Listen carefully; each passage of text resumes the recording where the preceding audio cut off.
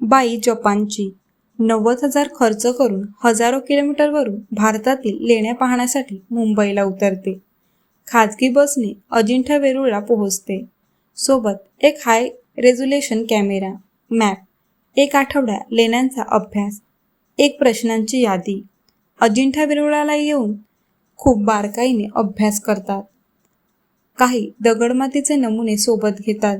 लेणी, पहाड, दगडांचे फोटो काढतात. बनवण्याची प्रक्रिया समजून घेतात.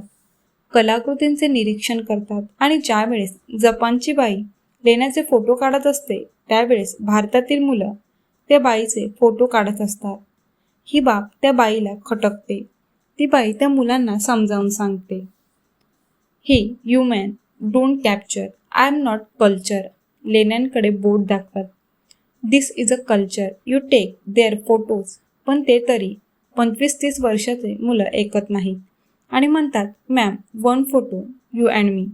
ती बाई कंटाळून ठीक आहे म्हणते आणि मुलं त्या बाईच्या खांद्यावर हात ठेवून फोटो काढतात. हे असले प्रकार वेरूळ, गोवा, भारताच्या बऱ्याच ठिकाणी घडतात. मग ती बाई जपानला जाऊन तिथल्या लोकांना माहिती देते की भारतातील कैलास मंदिर जगातला एकमेव असं मंदिर आहे की जे वरून खाली बांधण्यात आलेलं आहे. लोणार सरोवर जगातलं उल्कापातानं तयार झालेलं एकमेव सरोवर आहे. गोव्याला आंतरराष्ट्रीय दर्जाचा समुद्रकिनारा आहे आणि असं बरंच काही.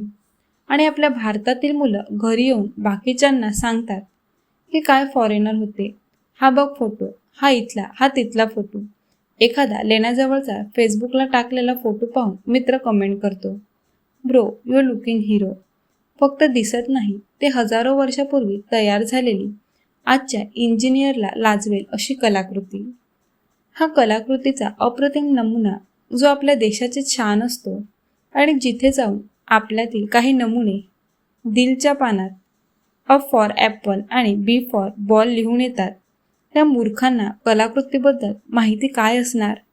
कारण इथे इतिहास हा विषय बोरिंग समजला जातो. मराठीमध्ये MA करणाऱ्यांना साधी कविता करता येत नाही आणि आयुष्य AC मध्ये जाणारे ज्यांच्या पायाला माती लागत नाही ते लोक शेतीवर आणि बिस्लरीचे पाणी पिणारे लोक दुष्काळावर शोधनिबंध लिहित आहेत. 100 रुपयात दिवसभर काम करणारा घाम गाळतो आणि दिवसाला खुर्चीवर बसून हजारो कमावणारे ACची मागणी करत आहे. ही आहे शोकांतिका.